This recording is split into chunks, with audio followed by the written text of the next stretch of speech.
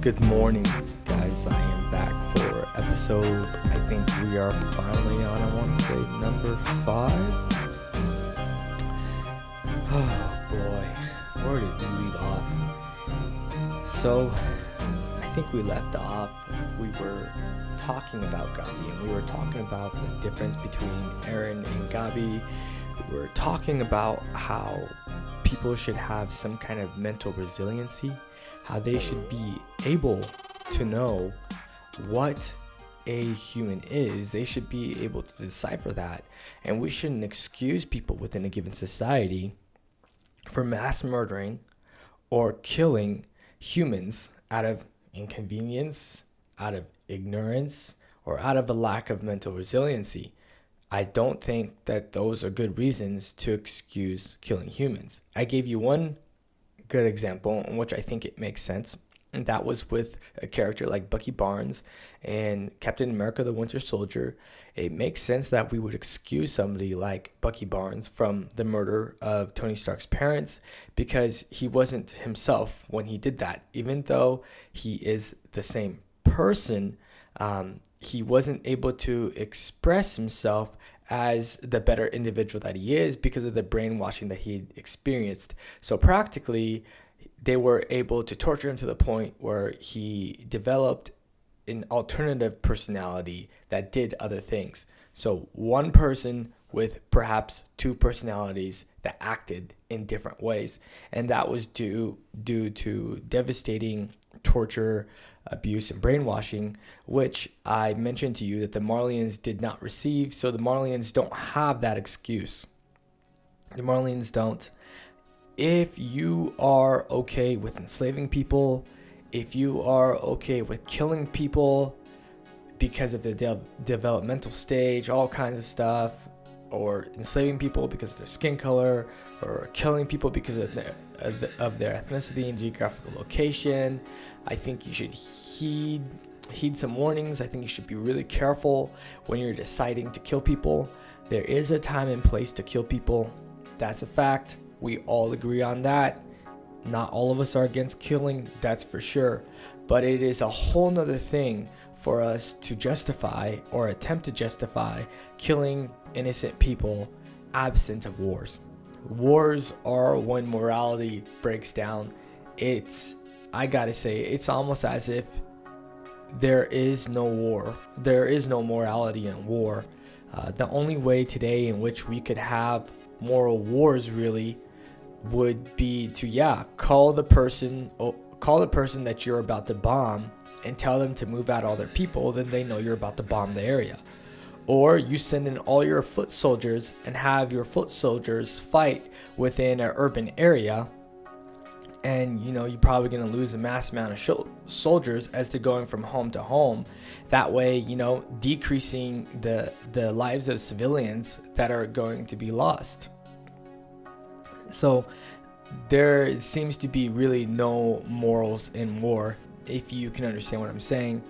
So let's keep progressing the story, and we have more of these kind of details to talk about.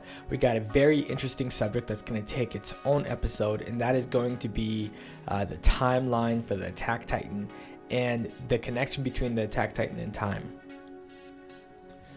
So now where we left off, we talked about Gabi. Gabi suffered at the hands of Erin. Everyone did in Marley. They got on that airship, and Gabi killed Sasha, our potato girl, that little bitch. Man, I hate her.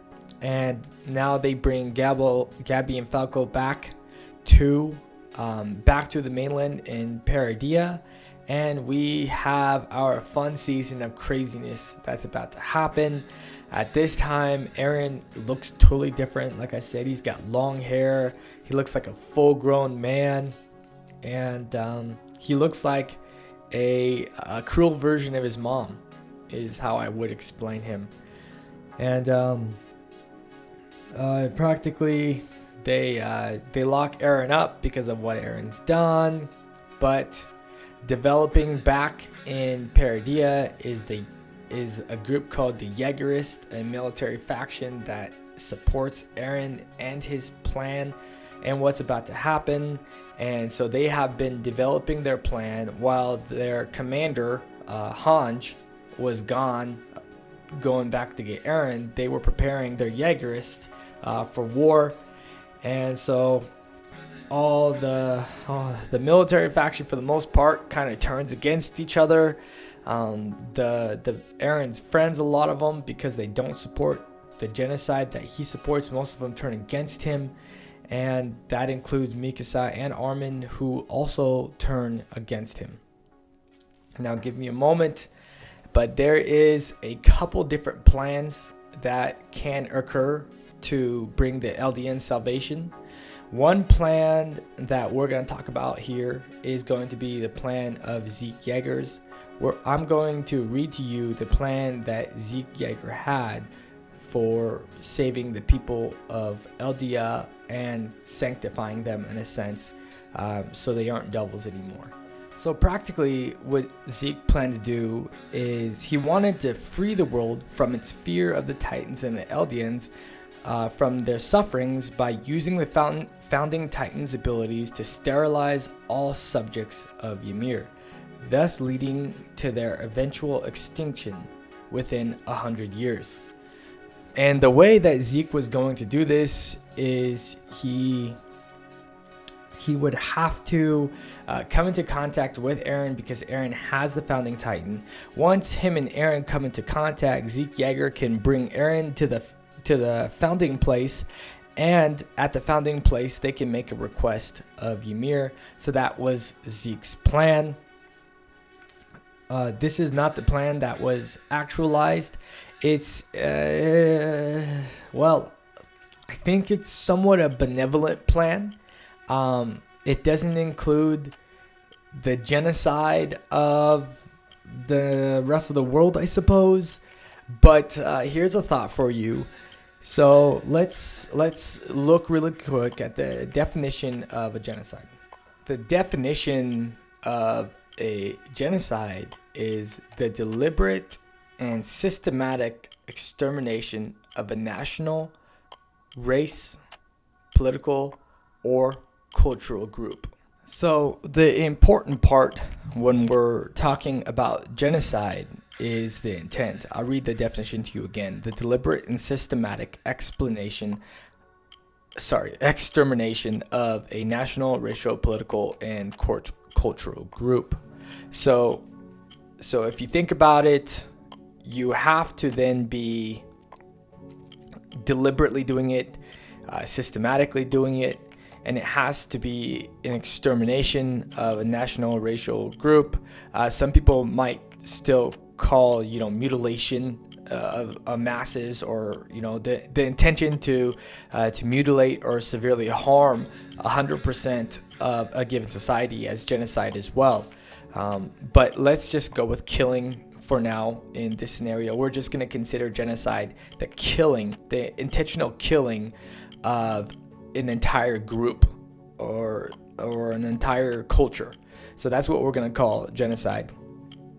So Zeke Yeager, so intent is what matters. Zeke Yeager's intent here is to sterilize all the Eldians.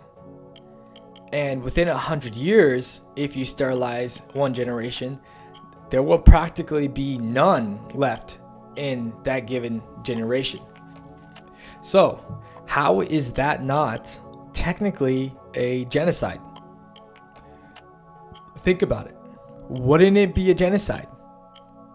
That is a silent extermination of a cultural group. Tell me how that's not genocide. It's against the people's will, and he's making sure that they don't exist.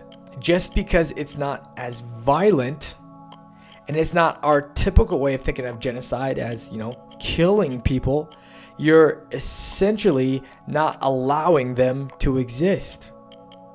It's actually much more effective, I think, what Zeke is doing. It's a much more effective genocide than trying to kill 100% of a given society, when you can just go to the founder and you can request 100% of Eldians become sterilized. I mean, what an effective genocide. That's incredible.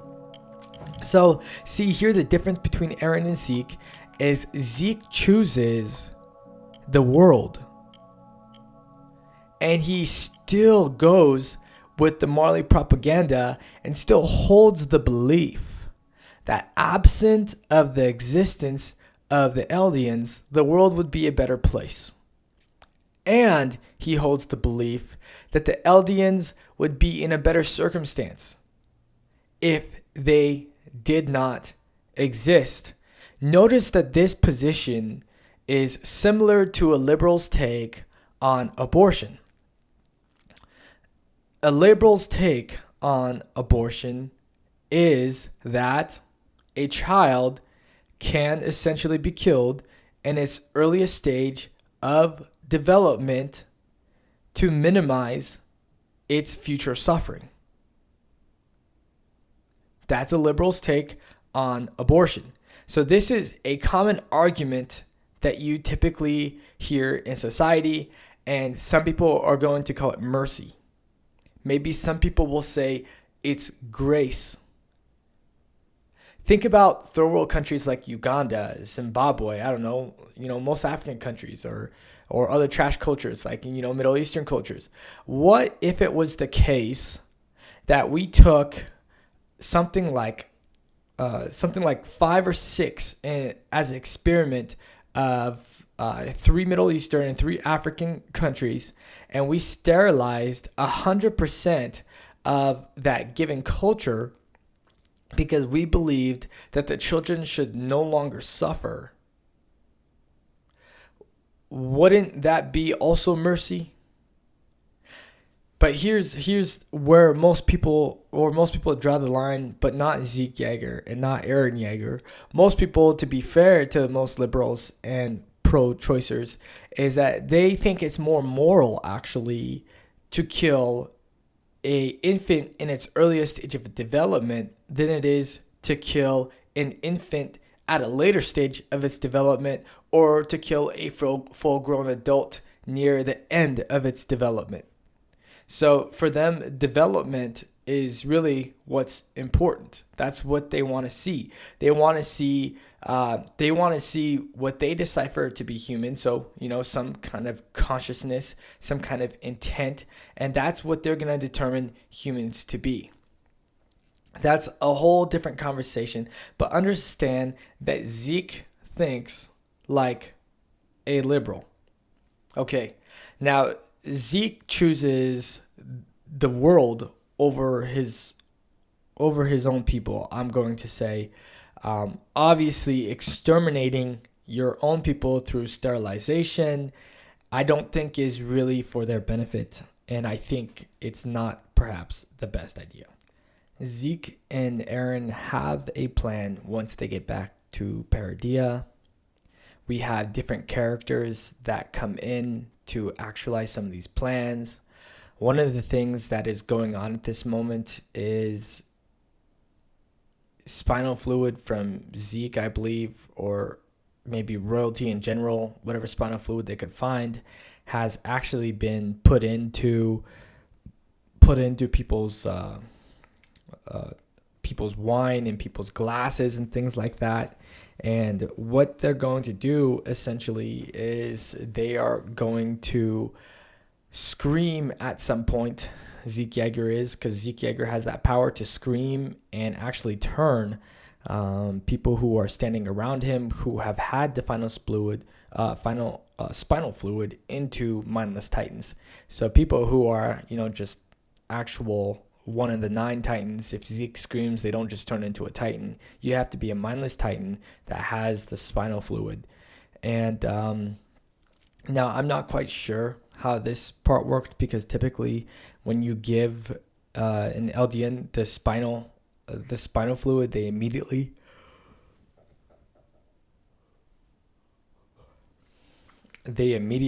actually turn into a titan. So it's kind of odd that they don't immediately turn into a titan, and I'm not sure how they were able to do that, but regardless, they were. So they put it like in the wine.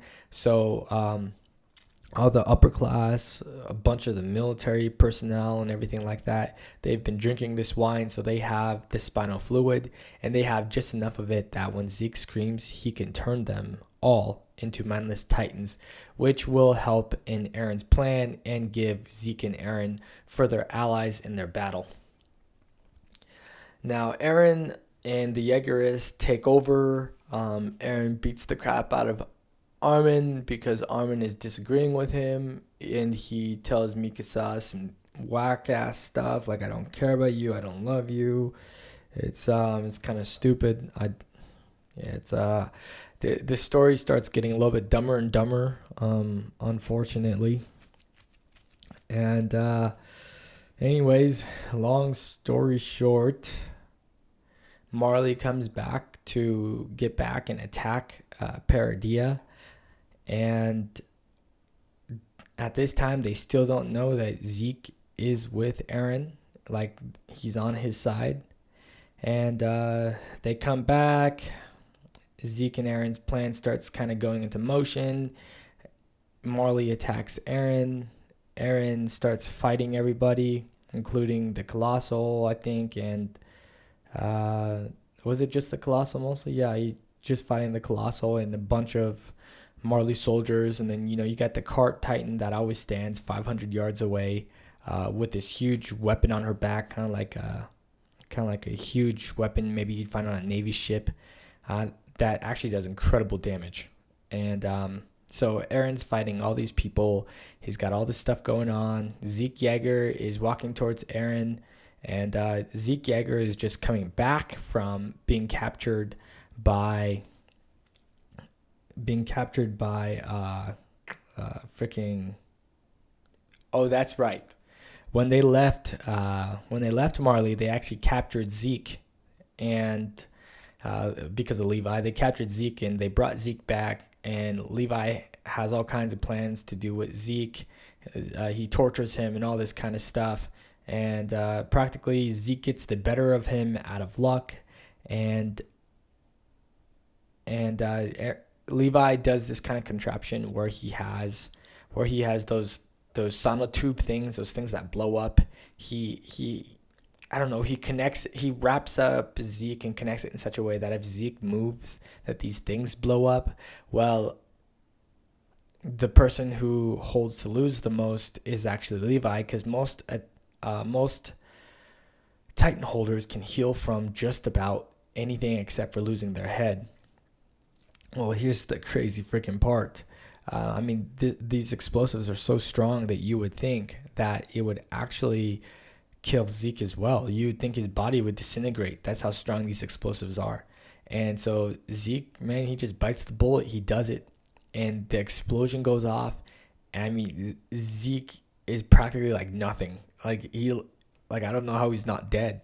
But anyways, a mindless Titan stops by. It grabs Zeke's body. It puts him in its abdomen. And here's my thought about this is Ymir actually saves Zeke for the future events. Ymir actually builds Zeke, and Zeke mentions this later, that all he remembers is seeing this girl as she's building and putting him back together. And we get to see a little flash of this. So it's actually reasonable to think that Ymir is aware of the future events, and she saves Zeke so he can continue to fight. And she builds him and molds him back together. And then that's when Zeke goes to help Erin so they can touch.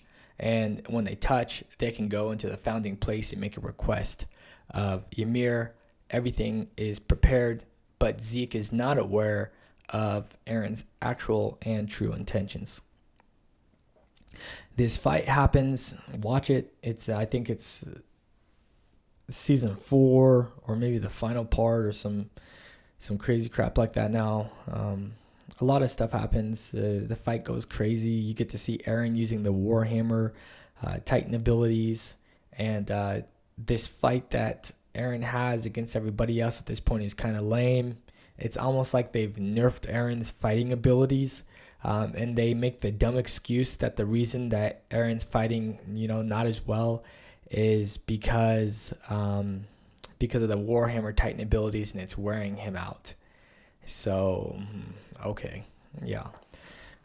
Anyways, long story short, Erin's running to Zeke so they can touch, and Gabi pulls a sniper out of her ass. I think she literally pulled it out of her ass, and she shoots Erin's head off, actually. And I was like, wow, well, that's gonna be the dumbest ending to a story I've ever heard of, and I guess that's it. I guess that's the end. Gabi shoots Erin's head off. Nope, psych. It's not the end. I think Erin catches his own head or some bull crap like that. Then he touches Zeke, and all of a sudden we get shot to the founding Titan area. Now, in this area, you can make requests to Ymir, and Zeke thinks that he's the person in the position of power and that his plan is going to be the plan that's actually actualized. So so at this time, Erin is chained up, and Erin can't move in the paths because Erin's not royalty. That's my thought anyways. Erin can't move because he's not royalty. But Zeke can, because he's royalty, and he can go to Ymir and make his request. But Zeke still wants to have a moment with Erin as they are brothers. And he wants to show Erin what kind of man that Grisha Yeager was. He wants to show Erin his past, and he wants to see Erin's past. And that's something that they can do in the paths. I'm not sure if Zeke knew in the paths that he was going to be able to do this, but nevertheless they do.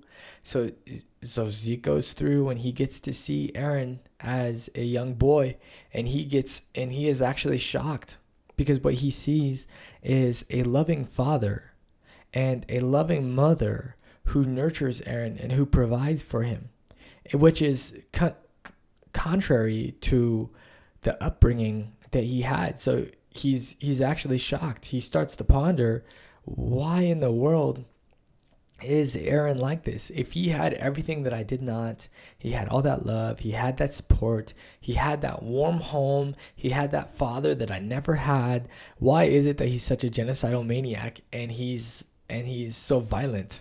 I'm not even this violent, and I should be, because of the way that I was neglected and treated as a child. I was practically used as a pawn to serve the purposes of my father. Now, as Zeke keeps going through, you guys just got to watch this yourself. I just can't explain all of these things. But as Zeke watches this through, there was a certain episode or a certain pixel, I call it pixel, I don't know, image, where Zeke actually gets to see Grisha going down to get the founding Titan. And then Zeke gets to see a grown Erin from the future speaking to Grisha in child Erin's past, when Grisha went to slaughter the founding family and take the founding Titan. And it's actually Erin that whispers in Grisha Yeager's ear to do it. He actually is the person who eggs on Grisha Yeager and tells him that he must do it. And Zeke starts to figure out that Erin is able to manipulate both the past and the future. Now, this is an incredibly odd turn of events. So now we go into the past and the future. So I want you to understand here, this topic is a little bit more complex. We're going to spend the rest of the 8 or 10 minutes talking specifically, I think, about time. I have to get through this. It's super important. But here's my theory on time.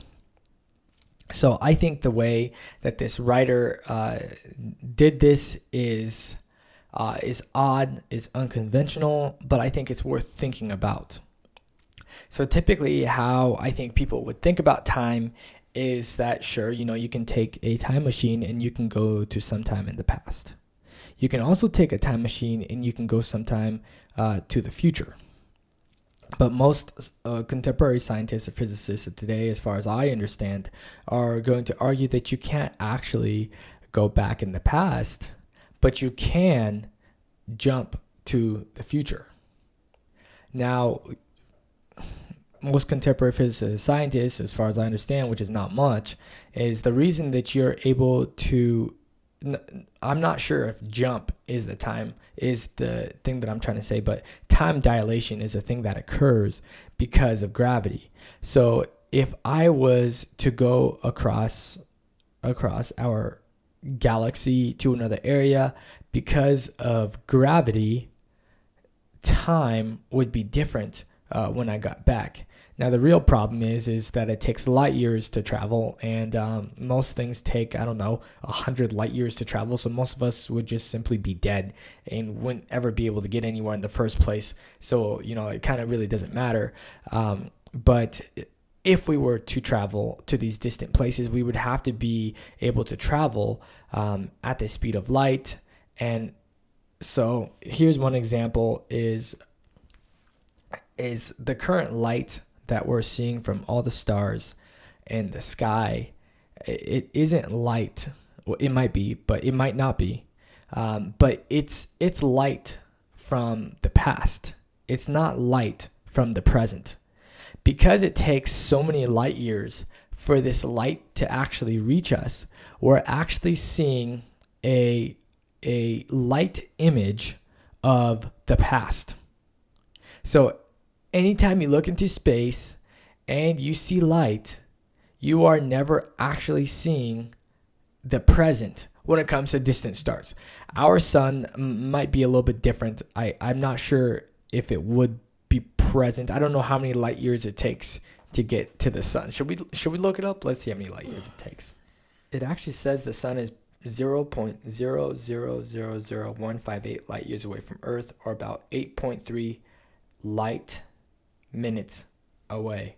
Holy crap, guys.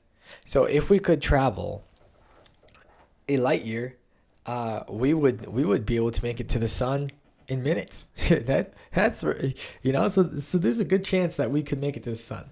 Not that we want to, because that gas giant is kind of hot. But the light that we see from the sun, it's a few minutes in the past, but pretty dang present, right? That's pretty good.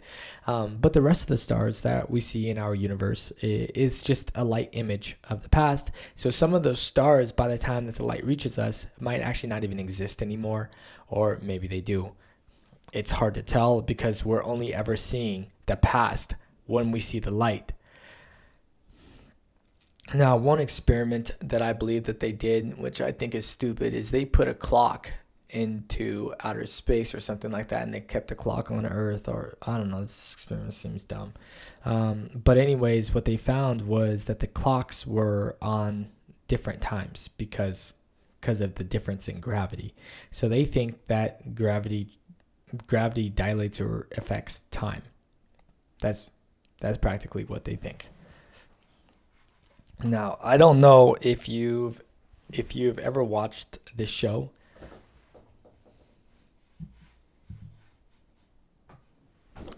It's a show called Interstellar, and in that show they talk a lot about time dilation, and you get to see a lot of those kind of interesting and odd things when it comes to warping and black holes and all that kind of stuff.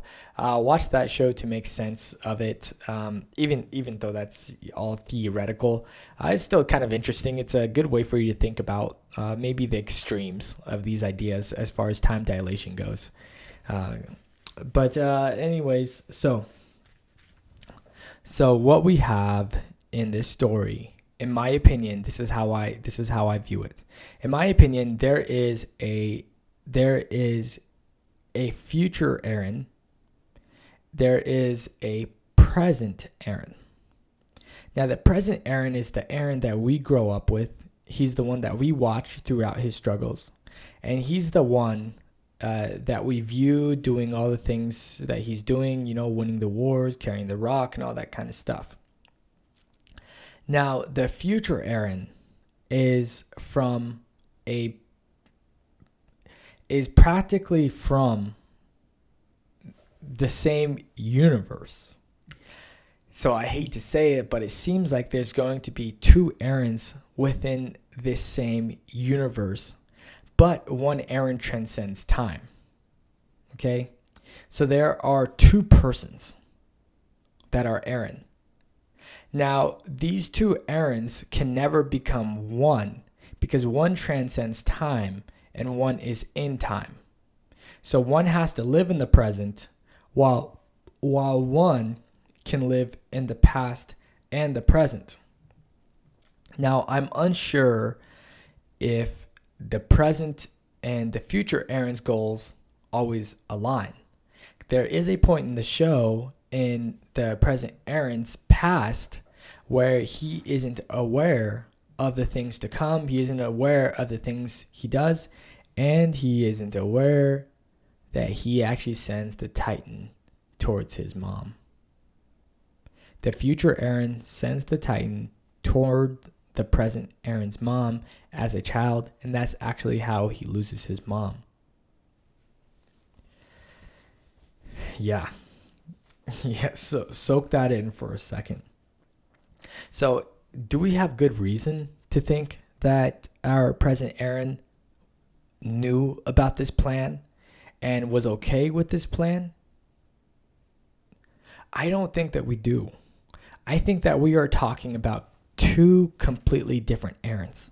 Like I said, they are in the same universe, but they don't interact with time in the same manner.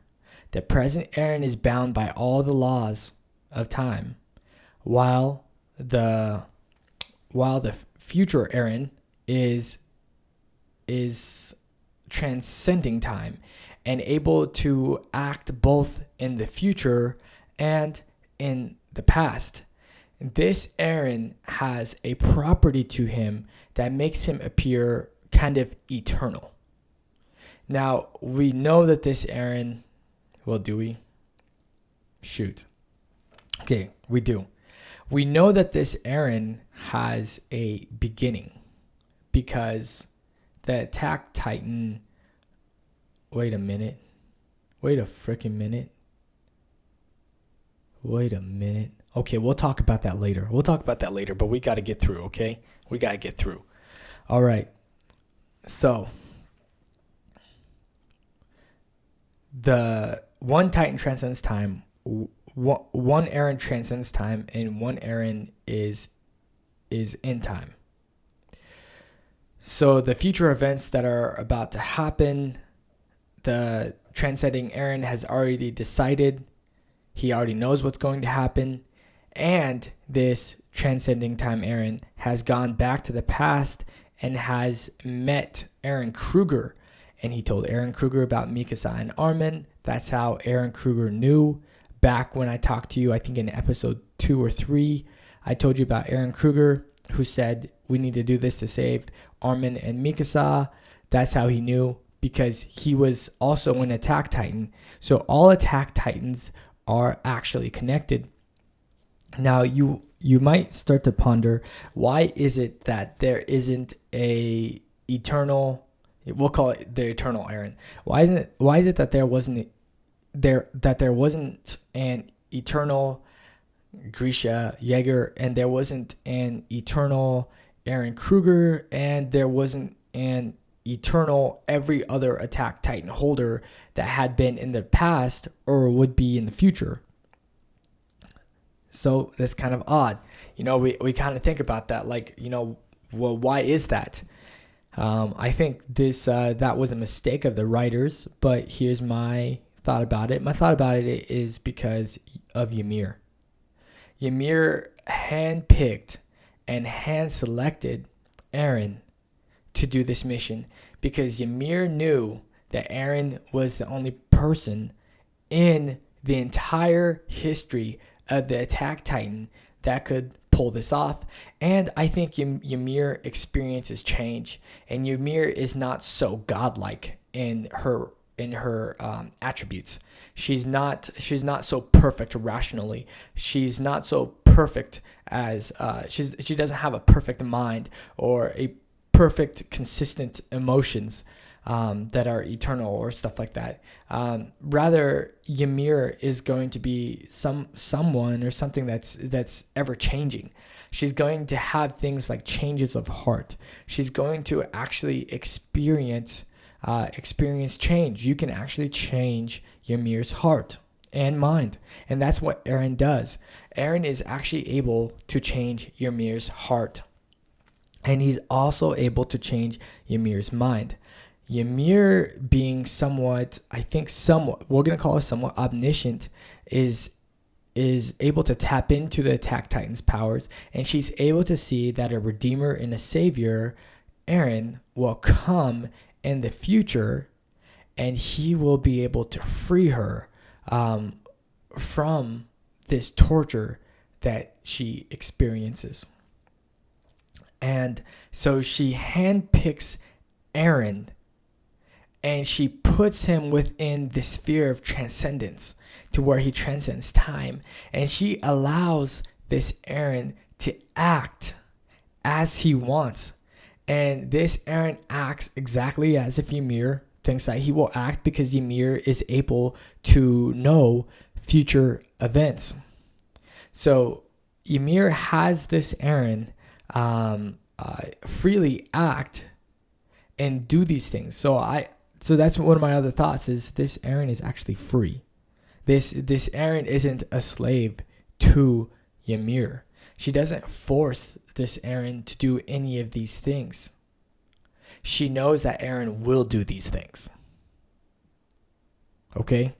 And she knows what Eren would do in circumstance A, B, C, or D. So for Ymir, before her are A, B, C, and D. Yet, Ymir knows what Eren will and what Eren would do in situation A, B, C, or D. What would Eren do in situation A?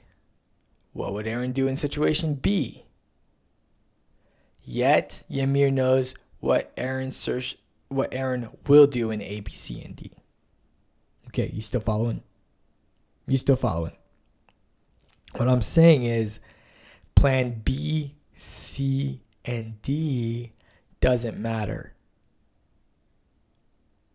B, C, and D and all these other just doesn't matter, because we already know what Eren will do.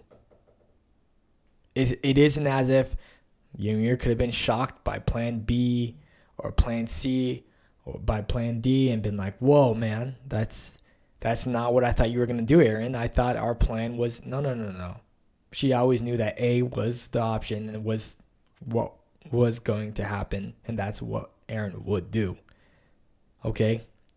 Now, it doesn't mean that Eren's a slave to Ymir, because he freely chose this himself. Okay. That was a lot. I hope you're not too confused. I am going to need a lot more time than I thought. I am going to do a few shorts about this specifically and go into this. Sorry this episode was not quite as fun as I thought it was going to be, and a little bit lamer. Watch the shorts. The shorts are going to be heavily detailed and super interesting. Okay guys, I'll put those out soon.